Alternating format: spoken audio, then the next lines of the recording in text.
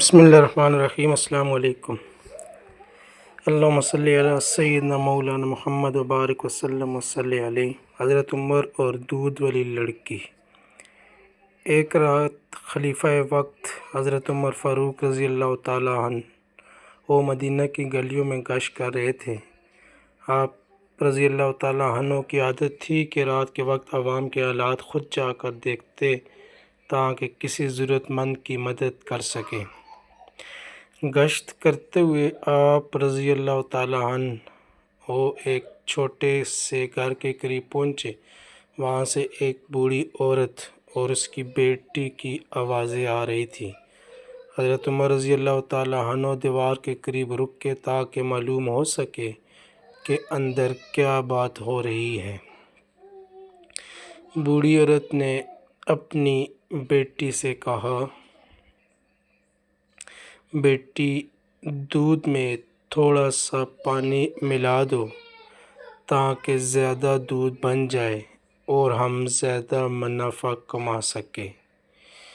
بیٹی نے جواب دیا کہ امی جان، امیر المومنین حضرت عمر رضی اللہ تعالیٰ عنہ نے دودھ میں پانی ملانے سے منع فرمایا ہے۔ تو بوڑھی عورت نے جواب دیا، اس وقت رات ہے، حضرت عمر یہاں موجود نہیں ہیں، انہیں کیسے پتہ چلے گا؟ تو لڑکی نے فوراً جواب دیا، اگر حضرت عمر رضی اللہ تعالیٰ عنہ ہمیں نہیں دیکھ رہے تو کیا ہوا؟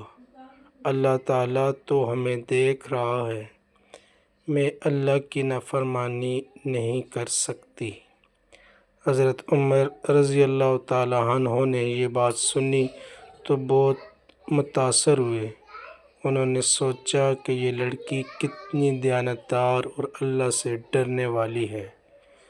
اگلی صبح حضرت عمر رضی اللہ تعالیٰ عنہ نے اپنے بیٹے حضرت عاصم رضی اللہ تعالیٰ عنہ کو بلایا اور فرمایا، میں نے کل رات ایک ایسی نیک اور باکردار لڑکی دیکھی ہے جو دنیا کے فائدے کے لیے بھی جھوٹ اور دھوکے کو قبول نہیں کرتی۔ اگر تم مناسب سمجھو تو اس سے نکاح کر لو۔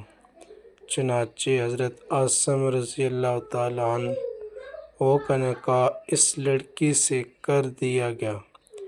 وقت گزرتا گیا، اسی خاندان میں ایک ایسی نسل پیدا ہوئی جس میں بعد میں